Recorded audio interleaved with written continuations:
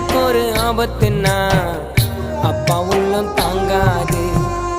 எனக்கு ஜுரம் வந்தா எங்க அம்மா தூங்காது.